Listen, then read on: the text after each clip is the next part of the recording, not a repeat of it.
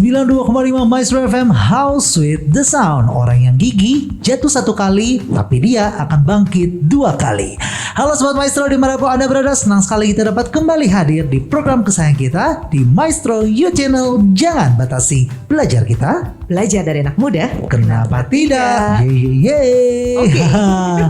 Halo Sobat Maestro, senang sekali kita dapat kembali menyambut Anda dimanapun Anda berada. Senang sekali, semoga tontonan ini atau tayangan ini dapat terus dinantikan oleh Sobat Maestro ya. Yes. Dan kita berharap pastinya sesuai dengan tagline kita, selalu akan hadir anak-anak muda yang siap menginspirasi kita dengan cerita hidup mereka ya. Betul. Dan sudah banyak sekali episode-episode gitu ya, dan bahkan cerita-cerita dari para pendengar ya Kak Jo ya. Ini belum menyapa Kak Jo di kesempatan kali ini. Halo Kak Jo. Halo Kak Jo. Lupa ya kita ya. Aku kasihkan ngomong sendiri, nggak boleh nih ya. Aku punya partner yang luar biasa yang hari ini siap menemani aku untuk berbincang-bincang dengan satu lagi narasumber yang luar biasa yang akan menceritakan pengalaman hidupnya sampai dengan detik ini ya. Jadi tanpa berlama-lama lagi, yuk langsung kita kenalan dengan narasumber kita. Namun sebelum itu nih Sobat Maestro, kalau Sobat Maestro mau mendengarkan kita bukan cuma dari suara tapi mau lihat dong dari visualnya, bisa banget nih Sobat Maestro ya. Jangan lupa berkunjung ke YouTube kita. Ada di mana nih Kak Jo? Maestro Radio Bandung. Di Maestro Radio Bandung. Dan langsung diklik aja Maestro You Channel. Maka setiap minggu kita akan update terus setiap narasumber-narasumber yang luar biasa. Jadi Sobat Maestro yang ketinggalan bisa terus ikutin, bahkan bisa ikut episode-episode yang sebelumnya Kak Jo ya. Nonton lagi.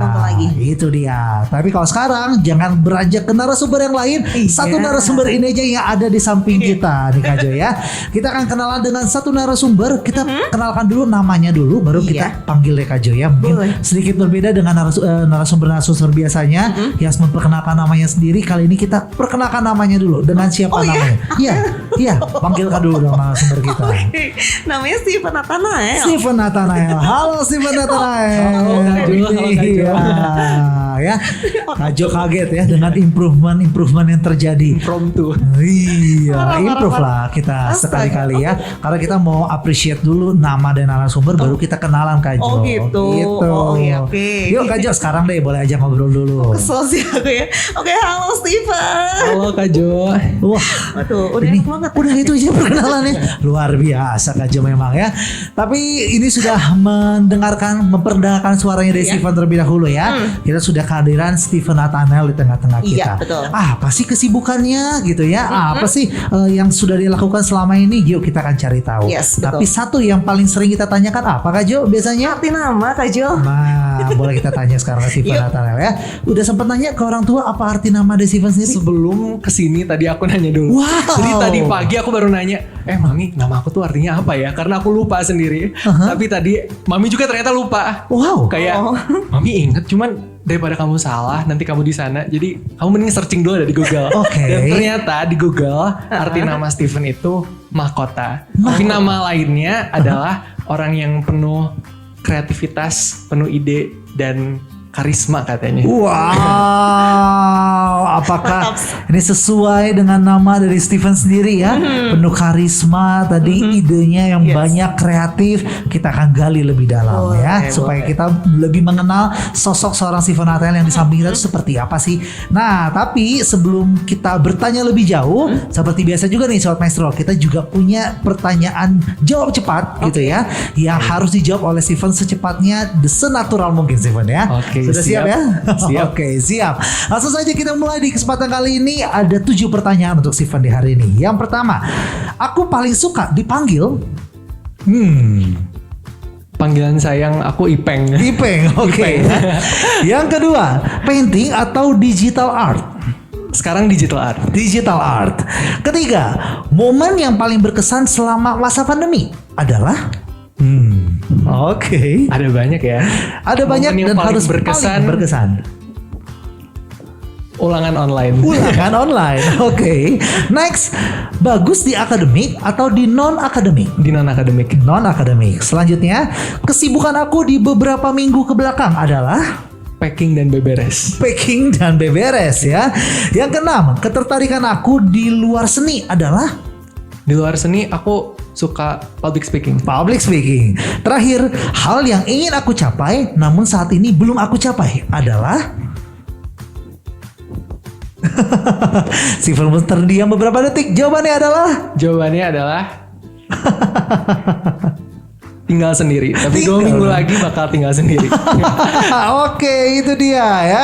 Jawab cepat kita di hari ini. Jawabannya banyak yang tidak terduga ya Kak Jo ya. Betul. Ini terlihat sekali sebenarnya Kak Jo punya kedekatan sendiri dengan Stephen Nathanael, juga terkaget-kaget nih dengan jawaban-jawabannya. Tapi nggak apa-apa ya. Kita akan coba gali satu persatu supaya kita bisa mengenal bukan cuma Kak Jo, tapi seluruh sobat maestro yang ikut dalam program ini juga bisa lebih mengenal sosok seorang Stephen Nathanael itu seperti apa. Nah, yang pertama kita langsung aja gali dari aku suka dipanggil apa.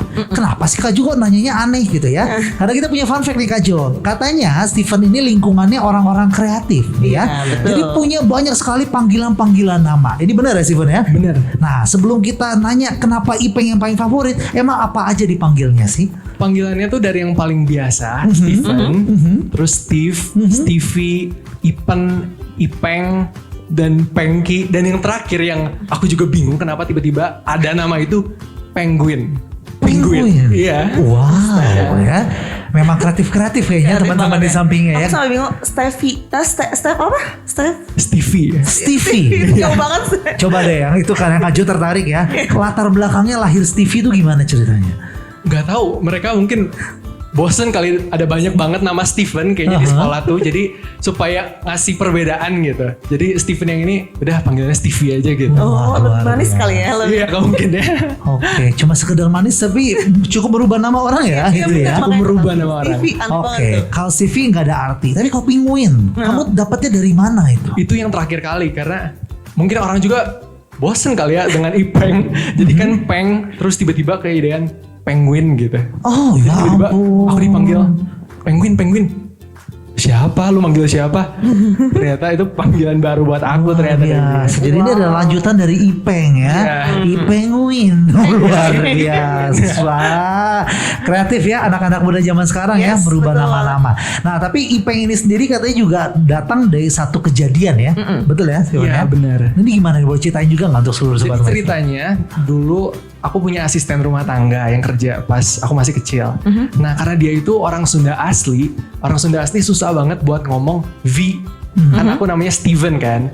Dan akhirnya dia manggil aku Ipeng gitu. Dan aku waktu itu ceritain ke salah satu teman dekat aku kalau dulu aku pernah dipanggil Ipeng sama asisten rumah tangga di rumahku. Dan dia sejak saat itu manggil aku selalu Ipeng. Dan pas SMA kan ada banyak teman-teman baru kan dari luar sekolah, dari luar kota yang nggak tahu manggil aku apa gitu enaknya kan.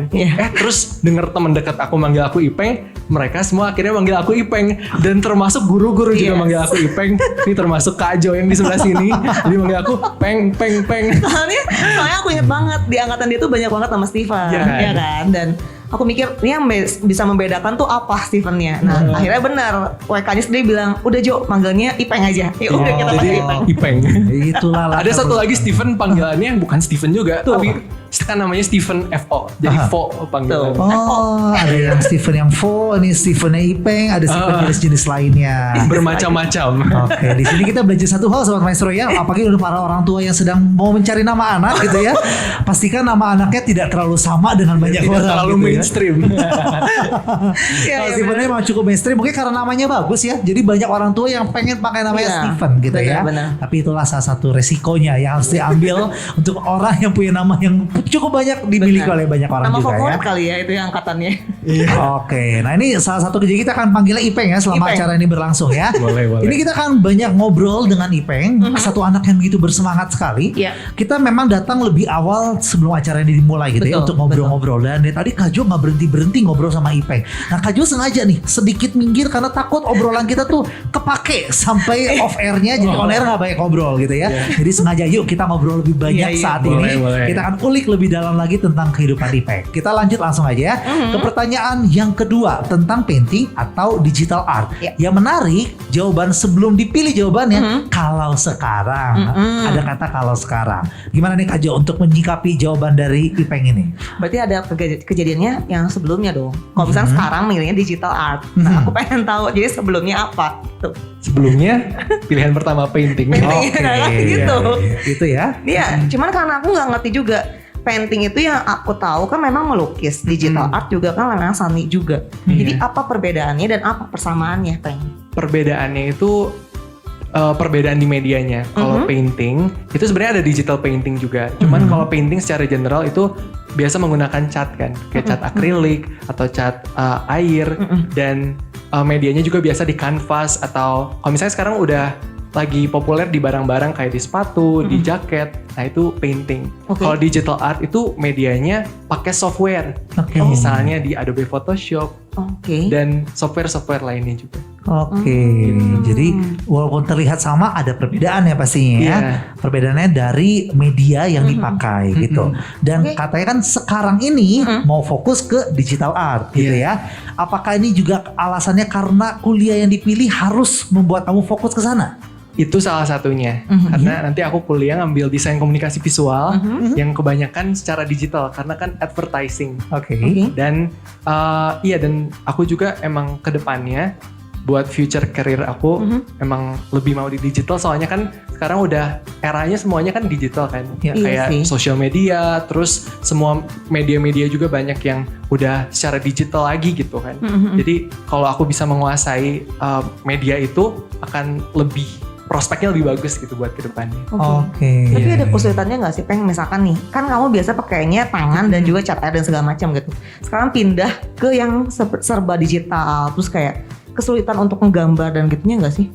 Sebenarnya kesulitannya itu cuman pas awal belajar softwarenya, belajar gimana sih ini pakai.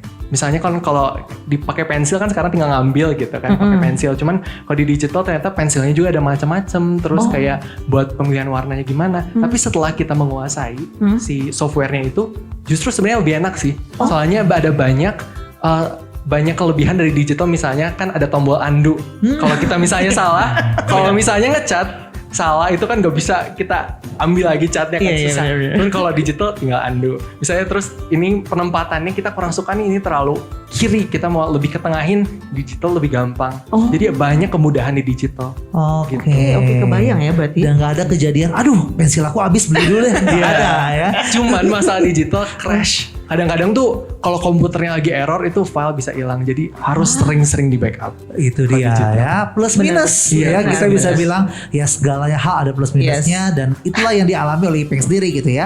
Walaupun tadi bener-bener kerasa banget manfaatnya ya. Aduh kecoret, masa satu lukisan kita harus ulang dari awal kan? Pernah ngalamin itu nggak Ipeng? Pernah banget. Kayak waktu itu apalagi kalau cat itu kan sebenarnya bisa ditimpa. Cuman kalau pulpen, aku sempat ngegambar waktu itu pakai pulpen, kecoret di bagian yang penting di bagian muka. Aduh itu ngegores di muka gitu kan. Itu nggak bisa, itu unforgivable gitu. Sebenarnya kalau digital kan bisa dihapus langsung gitu. Dan itu akhirnya seulang dari awal lagi? Akhirnya aku udah biarin itu gambar nggak dilanjutin lagi. Gambar jelek. Karena kamu ngulang lagi juga kesel gitu ya. Jadi udahlah kita gambar yang baru lagi. Ya. Dan sebenarnya pengalaman Ipeng sendiri untuk dunia painting ini bukan 1-2 kali dia lakukan ya Kak Jo ya. Kita punya datanya bahwa seorang Ipeng ternyata punya pengalaman painting yang begitu luar biasa. Dengan berbagai media yang sudah dia coba juga gitu ya. Nah ini boleh cerita nggak media apa yang sudah pernah Ipeng coba nih? Media yang aku pernah coba buat ngelukis itu dari kertas, kanvas, tapi sekarang udah ke sepatu, jaket, ukulele, gitar, dan juga kemarin sempat di kalkulator. Kalkulator? Iya, kalkulator. Biasalah karena aplikasi itu ya, jadi banyak orang yang pengen semuanya bagus kan barangnya, estetik gitu. Jadi kalkulator juga pengen dilukis. Lama-lama muka kita dilukis juga ya. Lama-lama. Gak salah, ada loh. Ada. Memang ada. Segala semua dilukis gitu ya. Betul. Itulah yang luar biasanya seni semakin upgrade ya. Benar. Oke. Nah tapi yang menarik adalah cerita dari awal painting dari seorang Ipeng ini sendiri ya.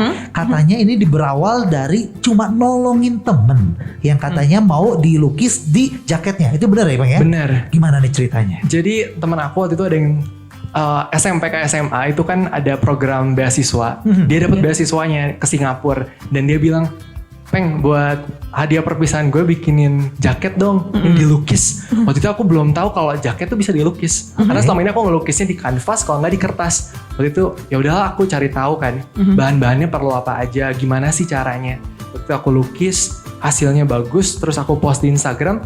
Ternyata reaksi dari teman-teman yang ngeliat juga ternyata positif banget dan banyak yang mulai nanya, lu bisa ngegambar di jaket, gambarnya juga dong di gue segala macem gitu. Dan akhirnya itu mulai gimana kalau ini dijadikan peluang bisnis gitu Lah, kan. Lumayan kan buat nambah-nambah uang jajan.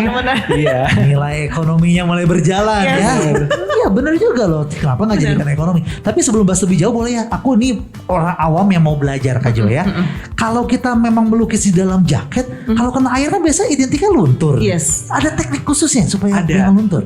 Jadi menggunakan catnya juga yang spesifik. Spesifik yang waterproof, water resistant, dan ada juga dicampur sama medium. Jadi kayak satu cairan buat fabric kalau misalnya mau ngelukis di jaket supaya tahan cuci dan tahan gores juga gitu.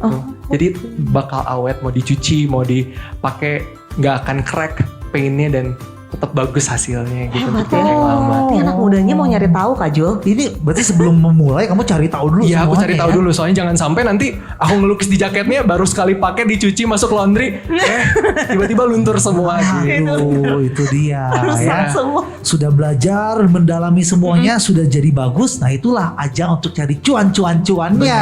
Sekali. Ya menarik. Ini aku tanyakan di poin ketiga Kak Jo Apa sebenarnya ya. Momen berkesan selama pandemi ya.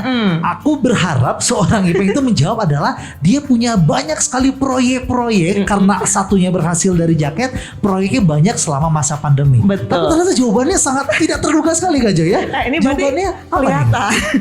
Ulangan online. Ulangan katanya. online. Ya Tapi udah kapan sebelum dong anak remajanya sama anak yang udah berbobot. Oke, tapi coba deh kita telaah dulu ya. Kenapa memang dengan ulangan online ini seperti apa? Sebenarnya tadi ngeblank jadi tiba-tiba ulangan lain gitu. Tapi Tapi berarti berkesan dong. Tapi berarti berkesan kan, Iya. jadi ketika blank tiba-tiba ulangan online ternyata. Emang ada apa sampai kamu terpatri dan kepala kamu ulangan online loh? Itu kenapa? Ya, karena ulangan online salah satu kelebihan dari sekolah selama pandemi. yes. Oke. Iya. Mempermudah kamu dalam segala hal ya. Iya. Iya. Secara tidak langsung memang. Jadi open, tapi sebenarnya open book itu diizinkan nggak sih sama sekolah? Nih.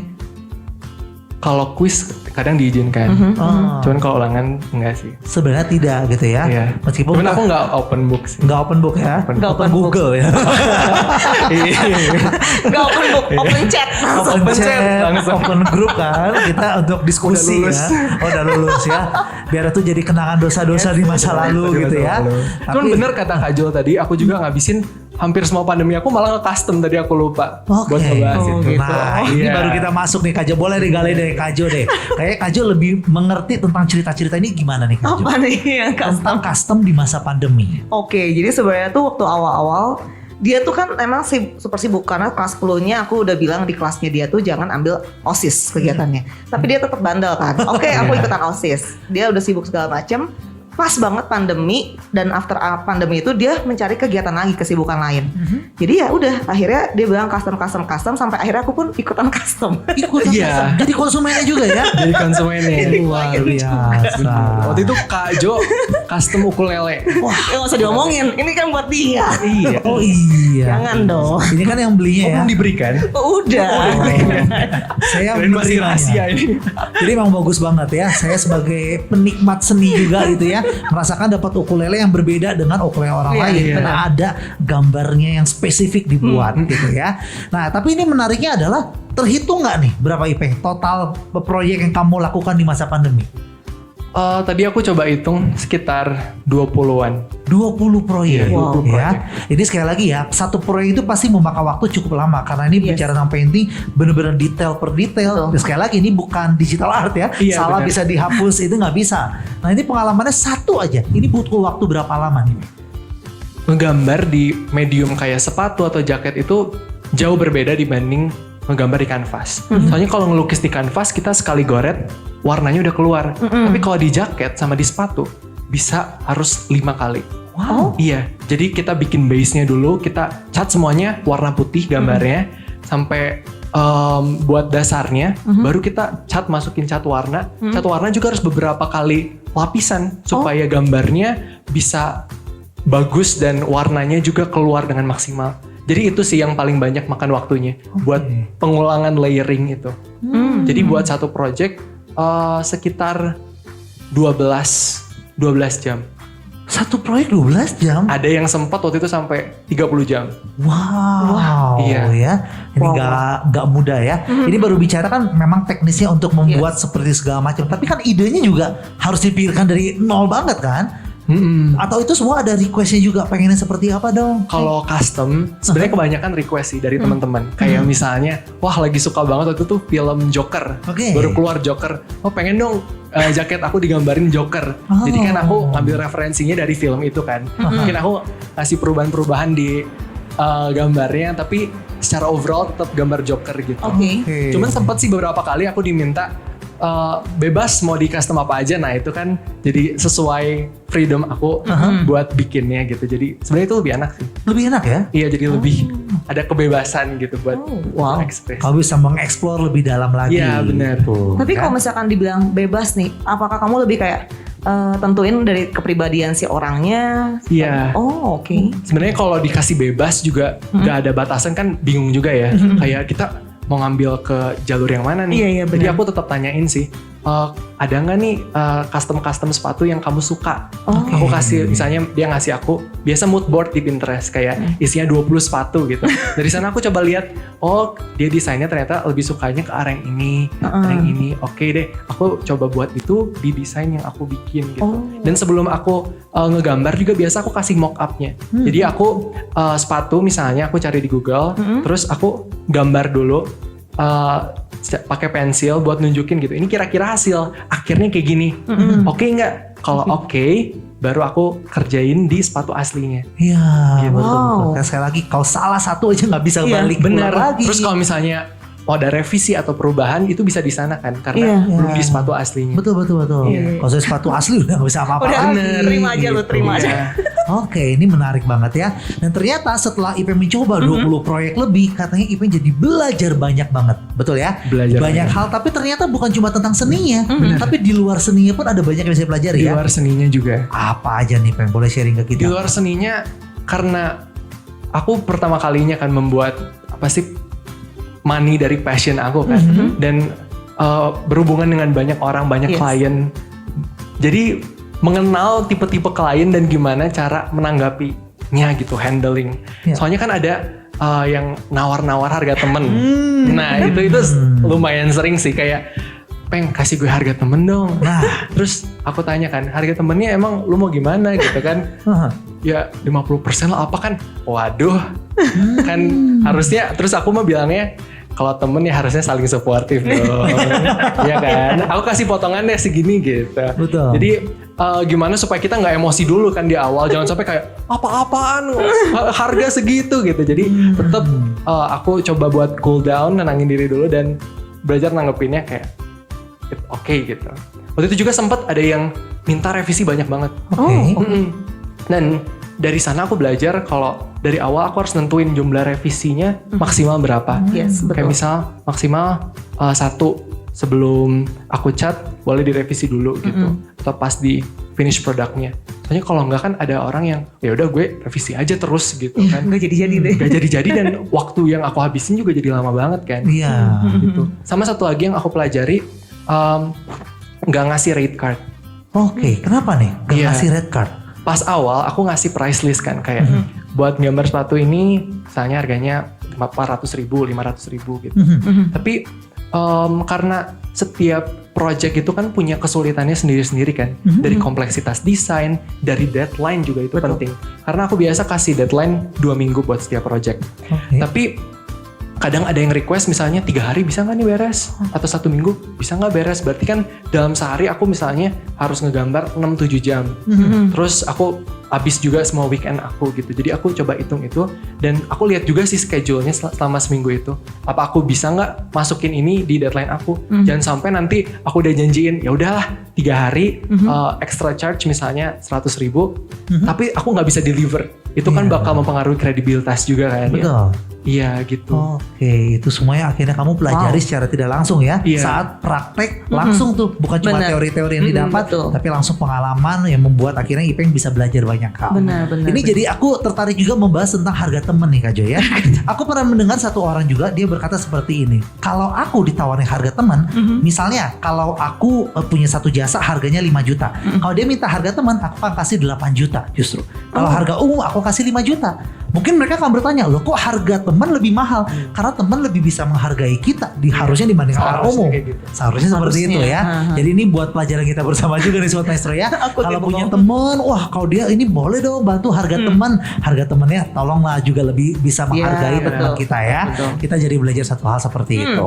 Nah yang menarik ini selain tentang melukis-melukis ini jadi penasaran ya Kak Joy ya. Setelah proyek yang begitu banyak selama Ya. masa pandemi, boleh nggak kasih gambaran penghasilan yang bisa kamu dapat totalnya berapa nih Peng dalam melukis ini?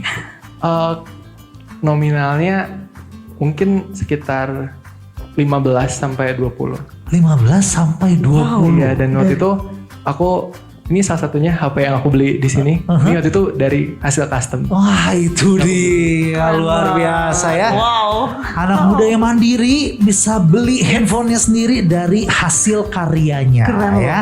Dan kalau tidak salah dalamnya juga dilukis-lukis ya. Enggak dia malah enggak mau dilukis loh. Gak ada lukisan sama sekali ya. Sayang ya. Biarkan lukisan orang lain aja. Jadi kalau usah dilukis ya. Nah kita bisa belajar satu hal lagi Sobat Maestro ya. Bahwa anak muda yang keren itu adalah anak muda yang bisa berprestasi. Iya. Menghasilkan sesuatu. Bukan cuma handphone aku keren nih. Tapi belian dari orang tua. Buat apa gitu ya. Kalau kita bisa beli dari usaha kita sendiri itu terasa lebih enak ya. Iya. Tapi itu juga yang aku pelajari pertama pas aku dapat uang banyak dari aku bikin custom itu, wah banyak nih yang bisa dibeli gitu, bisa beli segala macam. Tapi aku sadar kalau wah kenapa ini uangnya habis terus ya. Mulai dari sana aku mulai melek tentang financial literacy juga, mulai cari tahu gimana sih aku bisa mengelola keuangan aku gitu.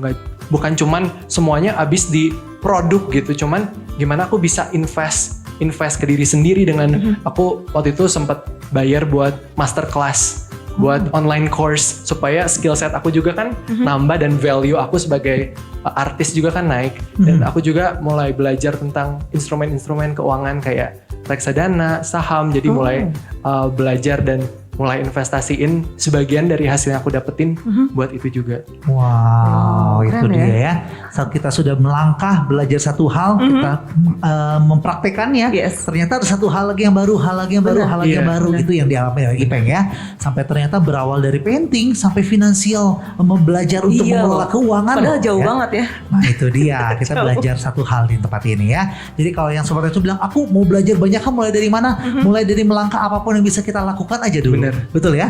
Kalau dari Yes. sana sudah lama-lama akan juga makin terlengkapi dengan sendirinya. Benar.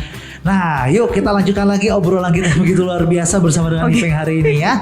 Nah, ini kalau buat Sobat Maestro yang penasaran, aku pengen dong lihat lukisannya, nggak kebayang nih. Iya. Bisa Sobat Maestro ya, kita akan hadirkan. Tapi kalau dengar di radio nggak bisa nih kita Iya, nggak hadirkan bisa ya. tuh. Mampir yuk ke YouTube kita di Maestro Radio Bandung, nanti kita akan saksikan. Tapi sebelum kita kasih lihat semua hasil-hasil karya dari seorang Ipeng, ada pertanyaan menarik dulu yang kita bahas di pertanyaan nomor 4 tentang akademik atau non akademik. Yes. Yang menarik fun fact yang kita catat adalah tadi jawabannya non akademik dan begitu yakin ya. Betul. Tapi fun fact-nya seorang Ipeng ini saat SMP sangat berambisi untuk mendapatkan nilai yang bagus katanya di sekolah, betul ya? Bener. Tapi yang menarik ada alasannya. Alasannya katanya kalau nilai aku bagus siapa tahu dapat membuka pintu-pintu yang lainnya. Gimana di pengalaman Ipeng? Apakah benar? Karena waktu itu SMP masih belum tahu kan jalan hidupnya kemana.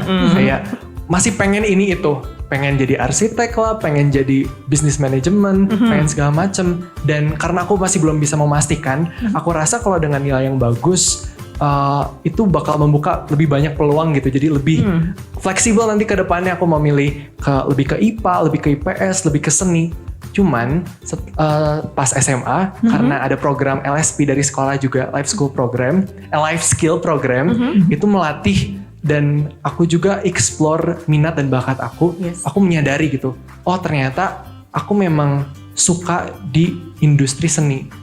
Gitu, dan dari sana aku memprioritaskan waktu aku daripada aku habis buat mati-matian belajar dapat juara kelas tapi nggak ada waktu lagi buat mengembangkan skill aku di bidang seni, aku tetap kerjain yang baik di sekolah, tapi dengan waktu sisanya aku explore di seni itu. Wow, jadi paradigmanya langsung berubah ya dari SMP dan SMA ya. Iya. SMP membuat general dulu, belajar Yes, aja nilai sekolah-sekolah yang penting bagus, tapi SMA sudah spesifik tentang Betul. seni gitu ya. Ya seni dan ikut organisasi juga sih. Wow. Karena kalau ngejar akademis banget dan organisasi itu kan rada susah ya. Betul, Karena waktunya setelah organisasi kan banyak rapat, banyak persiapan yang di luar sekolah juga. Jadi dengan aku nggak terlalu fokus buat ambisius banget di akademis, aku jadi bisa lebih aktif di OSIS jadi bidang acara. Waktu itu aku bikin pensi, terus karena online ini jadi banyak bikin acara secara online, secara digital. Waktu itu salah satunya Kak Jo pernah diundang kan, InStock Show. Wow. Oh, iya. Itu interview yang kita ngundang setiap bulan dari OSIS, Oke. ngundang guest star yang inspiratif untuk membagikan cerita hidupnya. Oh Terus itu tuh aku bahas tentang apa ya? Aku lupa. waktu itu ngebahas tentang toxic friendship Oh yes. sama Wow. JT waktu itu. Oh iya JT benar-benar. Iya. Jadi ini bisa berdampak buat banyak orang gitu ya. Berdampak banyak orang. Waktu itu juga kita bikin banyak program baru, misalnya Art Day. Jadi waktu itu setiap tanggal 15 April kita ngadain kompetisi dan kita bikin exhibition virtual. Jadi pakai website kita nanti bisa seakan-akan jalan di museum. Wow. Gitu, secara Itu semua virtual. kamu dan teman-teman yang buat. Iya, aku dan teman-teman di Sekbid aku. Wow, Keren ya. itu keren Aku ya. bilang larang OSIS tuh karena sebenarnya dia masuk IPA. Udah gitu kan LSP itu banyak tugasnya sebenarnya kan. Dan beberapa temennya tuh udah pada keok waktu itu. Jadi semua udah matanya hitam gitu-gitulah. Jadi kalau misalkan masuk kelas mereka tuh kayak apa lagi ini teh mau ngapain gitu kan, udah pada banyak yang meminta istirahat gitu kan. Sampai akhirnya ya Ipeng ini yang masih kayak anak aktif gitu loh, yang nggak bisa diem gitu. Makanya kata orang cuma dia doang yang bisa aktif, sedangkan yang lainnya udah pada tumbang. Oke. Gitu. Tapi aku mengindahkan itu nasihat tersebut. Makanya pas kelas 11 aku ditawarin waktu itu sempet jadi salah satu kandidat ketua OSIS. Aku nolak waktu itu. Oke. Jadi Karena aku tetap omongan Kak Jo. iya, karena aku sadar kalau wah ini terlalu banyak nih yang aku handle.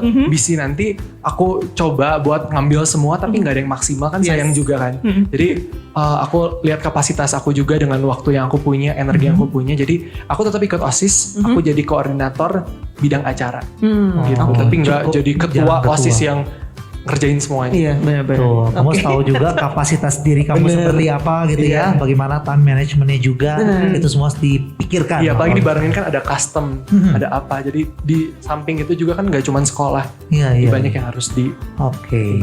Wow, keren. Akan sangat bahagia kalau menjadi anak muda yang sudah tahu passionnya apa, sudah tahu bakatnya apa seperti Ipeng gitu ya. Kalau aku tahu seni gitu ya, dan itu sudah dapat dari SMA kelas 1. Yes. Tapi pertanyaannya, bagaimana cara menemukannya Ipeng? Ini kan untuk anak muda yang juga mendengarkan, Iya. atau yang mungkin sedang mencari, aku lagi galau, apa sih sebenarnya yang panggilan dalam hidup aku? Mungkin bisa di-sharekan kepada Sobat Maestro nggak?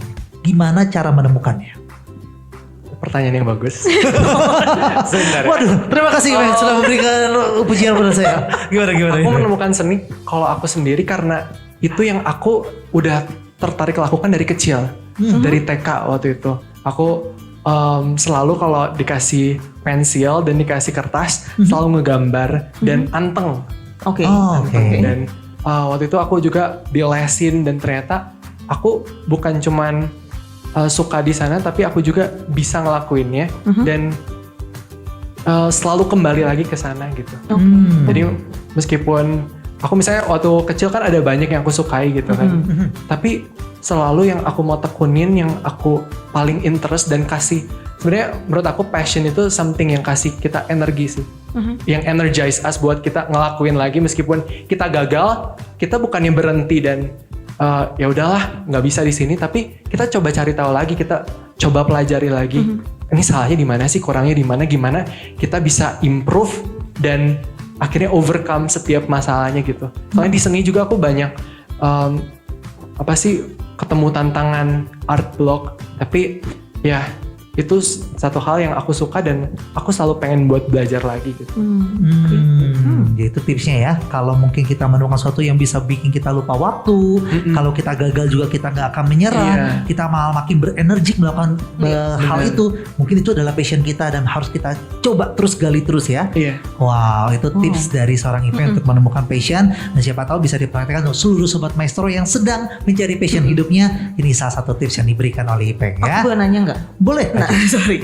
Kan Ipeng sukanya seni dan segala macam. Tapi namanya orang tua tuh kayak masih udah open minded atau belum mengenai seni ini? Ini juga menarik. Orang tuaku open minded untungnya, cuman tetap ada satu keraguan kan. Yakin kamu di bidang ini, di industri ini? Karena seperti yang kita tahu kalau di Indonesia kan belum terlalu art belum tahu art bisa dihargai ya. Bisa dihargai gitu kan, seperti di luar negeri. Yes, betul. Cuman aku meyakinkannya dengan menunjukkan kalau aku tuh bener serius. Aku latihan setiap hari secara rutin 4-5 jam setiap hari. Belajar, dan aku nunjukin juga progres aku di sini. Dan aku nunjukin kalau aku tuh serius di bidang ini, dan aku tahu industri ini punya banyak peluang. Dan meskipun mungkin sekarang belum seberkembang itu, cuman aku yakin ke depannya, aku optimis kalau semakin banyak orang yang lebih appreciate art gitu. Soalnya kan waktu awal-awal Ipeng aku tahu tuh pengennya jadi arsitek kan. Iya, waktu arsitek itu sebenarnya waktu itu kenapa kamu nggak jadi arsitek aja? Iya, soalnya arsitek lebih menjanjikan. Lebih established kan, kayak kalau anak kerja apa? Arsitek. Nah, itu kan kayak satu setara sama dokter atau apa gitu kan. Biasa kan. Iya. Gitu. Cuman aku waktu itu sempat nyobain arsitek di LSP kan, di program sekolah itu. Dan aku ngerasa di arsitek sisi seni aku yang mengekspresikan diri sendiri, merepresentasikan aku itu susah di sana. Karena kan ada banyak limitasi buat arsitek gitu. Jadi aku lebih condong di ilustrasi, di desain komunikasi visual, dan akhirnya aku bilang aku bakal nekunin di sini, jadi tolong support aku gitu. Wow, itu yang keren ya. Dan sekali lagi Ipeng akhirnya mencoba keluar dari paradigma orang lain. Oh, arsitek itu bagus. Wah, dia tidak terpengaruh dengan itu ya. Buat apa orang bilang keren tapi ternyata kita nggak suka dengan dunia itu. Jangan sampai kita kayak ngikutin apa kata-kata orang, padahal kita sendiri kayak bukan diri kita gitu di sana. Gitu. Padahal aku baru mau ngomong loh, hasilnya tuh bagus banget, gambarnya dia tuh keren gitu. Iya kan, bangunan-bangunannya tuh sebel banget sih ngeliat mukanya. Tapi emang bener, dia tuh gambarnya tuh bener-bener kayak mirip banget. Terus kayak udahlah oke banget lah pokoknya. Tapi yang paling mengenal seorang Ipeng ya pasti dirinya sendiri ya. Bener. Sampai akhirnya dia memilih jalan seperti ini. Harus kita dukung gitu ya. Dan kita harus optimis. Seperti kalau kita tahu nih sekarang lagi tren nih Citayam Fashion Week. Nah ini juga berbicara tentang seni kan. Ini bagaimana setiap harinya semakin dihargai seni. Dan mungkin akan semakin ada prospek ke depannya. Jadi gak perlu takut ya. Ini kita harus optimis di sana ya. Yuk Sobat Maestro yang penasaran deh tadi. Aduh cuma cerita aja gak ada gambarnya. Iya deh, kita kasih buat Sobat Maestro ya. Kita akan langsung saksikan satu persatu karya yang sudah dibuat oleh seorang Ipeng. Kita mulai dari gambar pertama. Ini tentang apa nih Ipeng? Boleh ceritain buat kita semua nggak nih? Jadi Kamar Dari ini adalah acara malam perpisahan teman-teman seangkatan. Karena kan kita masa SMA-nya abis di rumah dan kita mau bikin, ya udahlah kita bikin penutup satu memori yang berkesan yang kita bisa ingat bareng-bareng. Jadi kita bikin Kamar Dari ini dengan persiapan cuman kurang dari sebulan. Waktu itu, tapi akhirnya bisa berjalan, dan di Kamar Dari ini aku jadi lead illustrator. Jadi di sini aku yang in charge buat bikin poster acaranya, bikin banner, bikin sertifikat, filter IG, dan semua perdesainan itu bagian aku gitu. Baik lagi itu bukan hal yang mudah loh ya, semua yang dilakukan. Tapi karena mungkin passionnya di sana, gak kerasa beban ya. Justru pengen memberikan yang terbaik untuk satu angkatan kamu kayaknya. Kalau dibilang gak ada beban sih, pastinya ada beban sih. Ada pressure kan. Karena apalagi, waduh ini sama teman-teman nih gitu. Aku pengen ngasih yang terbaik juga. Cuman ya seneng sih karena ini kan project bareng terakhir di SMA. Dan I enjoy the process juga. Cukup puas kah? Puas banget sama hasilnya. Puas banget sama apalagi pas lihat di acaranya kan, ngelihat secara langsung gitu. Wah, gambarnya dijadiin banner segede gaban gitu kan. Besar, jadi wah Ada kepuasan tersendiri. Ada kepuasan ya. tersendiri. Wow, Keren, ini keren, nih keren. acara yang heboh yang kemarin beberapa minggu lalu Iya. Instastory-nya jadi penuh ya. Banyak Bener. banget. Menuhin semua. Seminggu loh aku liatin itu kayaknya nggak habis-habis, masih ada. Ini kan berbicara memang masa pandemi belum selesai ya. Iya. Prom night bisa diadakan nih untuk teman-teman semua. Disebutnya farewell night. Tidak boleh dikatakan prom. Farewell night. Iya. Waktu itu kita juga sempat yang jadi keraguan dan ketakutan juga apakah nanti kasusnya lagi naik dan gak bisa diselenggarakan. Tapi ngelihat kondisi dan udahlah kita coba buat dan akhirnya terlaksana. Wow, puji Tuhan banget Puji ya. Tuhan semua lancar ya. Tidak ada Lancar. masalah apapun. Dia sudah selesai yuk acaranya Iya, ya. selesai minggu lalu. Sehat-sehat semuanya dalam kondisi yang Benar, aman. benar. Oke ya. Kita lanjutkan. Nah ini yang ceritanya nih ya. Ini apakah salah satunya ada dalam customannya dari seorang Kajo? Oh, dari enggak foto-foto ini nggak ada Aku nggak mau ternyata ya. masukin. Oke. Kalau tidak ada kita pilih yang ada-ada aja ya. Ini keren-keren banget hasil-hasilnya. Yes, betul. Dan ini butuh waktu berapa lama nih? Seorang Ipeng bisa menyelesaikan satu ukulele ini. Satu ukulele ini tergantung ya. Kalau di sini ada yang aku bisa beresin sekitar 6 jam, 6 jam dan ada juga yang 12 jam. Karena dari tingkat kompleksitas desainnya yang rumit, jadi butuh waktu yang jauh lebih lama. Wow, Gitu. ini pasti kalau Sobat Mesro yang melihat foto-foto ini atau video-video ini mungkin akan, aduh aku jadi pengen juga nih kalau aku seorang gitaris pengen nih. Tapi seorang Ipeng nih, apakah membuka Ipeng jasanya untuk saat ini? Katanya tadi kan mau fokus ke digital art. Iya, nih. betul. Gimana nih Ipeng? Untuk saat ini tulisan di Instagramnya sih udah tutup ya. Cuman kalau ada yang nge-DM dan minta aku lihat dulu schedule-nya, kalau masih bisa nih aku kerjain. Oke Gitu. ya. Di sini di salah satu ukulele yang di sini di kiri bawah itu dari ukulele yang aku bikin buat foto kelas. Foto kelas. Iya, jadi waktu itu temanya Meksiko. Oke. Jadi waktu itu 3 angkatan itu punya tema yang berbeda-beda dari tiap negara. Waktu itu kelas aku ngambil temanya Meksiko. Oke. Dan buat properti kan susah nyari propertinya Meksiko kan. Betul. Kita terinspirasi dari film Disney Coco. Jadi aku bikin salah satu ukulele yang ada di filmnya. Wow, Iya. keren. Apalagi memang Coco itu memang film Meksiko dan berbau musik. Iya, berbau ya. musik. Wow. Jadi jadi- cocok banget waktu itu. Wow. Dan ini juga salah satu yang membuat permulaan dari custom gitar. Karena kan waktu itu banyak orang yang foto pakai ini kan Iya, iya. sebagai properti dan itu siapa yang bikin? Nah gitu. Jadi mulai dari mulut ke mulut akhirnya mulai banyak dapat gitar dan ukulele ini salah satu yang paling banyak gitar ukulele. Wow. Sekitar aku kerjain sekitar lebih dari 10.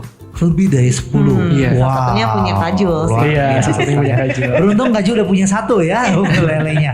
Dia bisa ke gitar dan lain-lain juga sebenarnya masih bisa ya. Iya, bisa. Oke, ini mungkin akan menjadi pengembangan ke depannya lagi. Tapi sekali lagi ya sudah ditekankan oleh seorang Ipeng, digital art dulu deh ya. Iya. Jadi kita akan rehat sejenak gitu ya. Kita nggak akan fokus untuk painting terlebih dahulu. Kita lanjutkan nih untuk foto selanjutnya. Ini juga nggak kalah menarik Iya, nih. betul. Apakah ini jaket yang diceritakan oleh Ipeng tadi yang pertama kali yang diposting di Instagram dan akhirnya bisa membuat orang tertarik untuk minta lagi dibuatkan oleh Ipeng? Benarkah? Bukan. Bukan ternyata. Udah panjang Oke. lebar lagi ya Kak. Apakah ada cerita lagi di balik gambar yang satu ini? Kalau gambar yang satu ini waktu itu teman aku mau ngasih hadiah buat pacarnya. Oh, serigala ya? Pacarnya serigala? Serigala, ganteng-ganteng serigala. Oh, itu serigala? Atau gimana nih? Mungkin. Oh, mungkin, kita ada yang tahu Iya. ya. Dan waktu itu dia request buat gambar serigala ini. Ini salah satu custom yang paling detail yang aku pernah buat. Kenapa? nih? Kenapa? Karena aku ngegambar serigalanya secara realis. Realis itu aku berusaha buat bikin semirip mungkin Oke. sama serigalanya. Jadi butuh waktu yang lama buat ngelukis ini mungkin sekitar 20 jam. 20 jam. Iya. Wow. Karena buat ngegambar jaket itu kan luas. Bisa 40 kali 50 cm. Wow, Begitu. Itu ya. Ditambah juga dengan tadi catnya yang khusus, berarti Iya, catnya pembuatannya khusus. juga khusus dan Iya, segala dan macam harus ya. beberapa lapisan juga kan itu yang ngabisin waktu lama. Itu dia ya. Iya. Dan karena katanya saking miripnya, sekarang cowok yang pakai jaket itu nggak ada yang mau deketin ya, karena takut ada serigala di belakangnya ya. Belum dengar kabar lagi sih. Nggak selebay itu juga ya. Oke, ini Tapi masih. di sini sebenarnya kalkulator itu ya? Nah iya, itu kalkulator. Lucu loh ternyata Kak. Kalkulator ini sebenarnya aku waktu itu bikin buat lomba. Oh, Lomba yang diadain sama Casio, custom kalkulator. Oke. Jadi aku sengaja beli kalkulatornya itu, dadakan di Tokopedia. Terus aku coba nge-custom pakai waktu itu kolaborasi Casio sama ada merek pulpen dan aku coba buat itu, tapi belum menang waktu itu. Waktu itu belum menang Iya, ya. lucu, ini keren Tapi ya. cukup dijadikan pengalaman gitu Iya, dan ya. lumayan lah di rumah ada pajangan kan. Kalkulatornya bagus. Gak rugi ya punya pengalaman. Tapi kalau mau disimpulkan nih, kita lanjut yang foto selanjutnya ya. Ini ada boleh. sepatu nih yang Iya. katanya cukup sulit ya. Memang kalau kita lihat ini ternyata nggak main-main, gambaran Iya dihasilkan juga loh. luar biasa bagus. Dan sekali lagi nggak boleh sampai luntur gitu ya. Iya. Apalagi kan pasti akan terkena banyak air hujan dan lain-lain. betul. Ini nggak boleh luntur, tapi ini juga sudah terbukti, sudah dipastikan nggak luntur ya. Bener, ya. dipastiin nggak luntur. Oke, kita lanjutkan ada beberapa foto lagi. Ini apa nih yang tulisannya adalah perfectly imperfect? Iya, ini project yang terakhir aku kerjain. Sebenarnya baru beres kemarin ini. Oke. Baru beres kemarin. Jadi dari Little Seraphim Choir GKM Kaim Tong, mereka mau buat satu drama musikal anak-anak. Oke. Dan bakal rilis nanti tanggal 31 Juli. Oke. Jadi menceritakan tentang satu perjalanan satu anak yang tadinya dia itu hidupnya nggak bersyukur. Dia selalu membandingkan diri dengan teman-temannya yang lebih kaya, yang lebih populer, yang lebih disukai sama orang-orang. Dan dia ngeliat kok dia nggak punya apa-apa. Tapi akhirnya dia sadar kalau wah ternyata ada hal yang dia bisa syukuri dan dia juga jadi agent of change yang mengingatkan teman-teman di sekitarnya kalau yuk kita bersyukur gitu. Dan waktu itu aku dapat kesempatan buat jadi desainernya di sini. Oke. Jadi aku ngebantu tim digital marketing buat promosiin acara ini di sosial media dengan bikin posternya, bikin feeds Instagramnya, dan juga bikin teaser. Oh. Iya, jadi supaya orang-orang kepo, wah ini acaranya tentang apa ya? Gitu. Ini teasernya ada bentuk animasi atau seperti apa? Teasernya aku buat dalam bentuk animasi ya. Wow, berarti ini sudah masuk dalam ranah digital art sebenarnya ya? Iya, jadi ini Keren salah satu project digital art aku yang aku bener-bener wah gitu. Meaningful buat aku. Wow, ini dia ya, dan nanti hasilnya juga akan memberkati banyak orang karena ini Amin. juga salah satu Amin. bentuk pelayanan dari seorang Iya. Ipeng juga ya. Wow, Keren, bagi keren, sobat keren, maestro yang keren. tertarik juga mungkin bisa nih cari nih. Ini drama musikal anak-anak yang tadi juga sudah ceritakan bahwa ceritanya ini sangat bagus juga, Yes. memiliki Iya. makna yang begitu luar biasa ya. Sobat maestro bisa kepo-kepoin. Nah, ada lagi dua terakhir foto yang akan kita kasih lihat. Kalau tadi sudah perfectly imperfect, yang kali ini apa nih Ipeng? Ada gambar Yang apa? selanjutnya itu Sinless. Sinless ini buat project Paskah. Oke. Buat project Paskah. Jadi di gereja mau bikin satu short movie tentang suami istri yang tadinya tuh hidupnya bahagia, nggak ada masalah, semua keuangannya baik. Tapi karena pandemi, ya kita tahu lah banyak kesulitan ekonomi dan akhirnya mereka makin lama makin menjauh dan akhirnya pecah gitu keluarganya. Oke. Dan sampai Tuhan menyentuh hati mereka dan akhirnya mereka kembali lagi. Dan itu aku representasikan di kotak musik ini. Jadi aku menggunakan kotak musik itu sebagai satu simbol visual hubungan mereka yang tadinya indah seperti alunan musik pas masih berputar. Cuman kalau kita putar animasinya ini ya, jadi semakin lama pemutarannya ini makin cepat, makin longgar. Ketika banyak masalah yang menerpa keluarga mereka, akhirnya lepas pemutarnya, jadi kotak musiknya kan diam dan menunggu Tuhan buat memasukkannya kembali gitu dan membuat keluarga ini pulih kembali. Wow. Gitu. Ini short movie ini sudah hadir kan? Short movie ini waktu itu sempat dibuat, cuman karena ada ada masalah teknis waktu itu jadi diundur.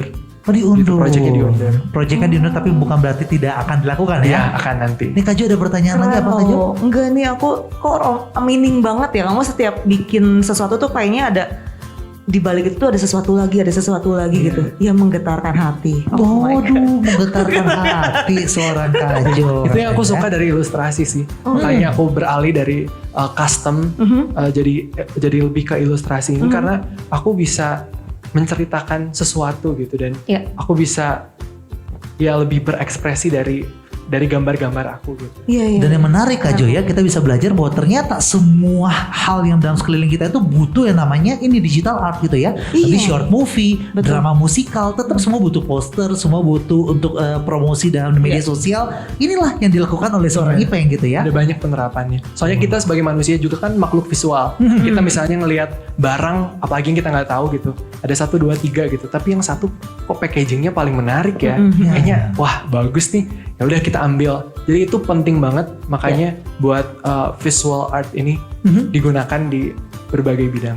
Makanya dia makin mantep untuk ngambil digital art aja. Itu dia ya, ada masa depan yang cerah yang bisa dimanfaatkan nanti ke depannya, yang bisa diperhatikan oleh Ipeng juga.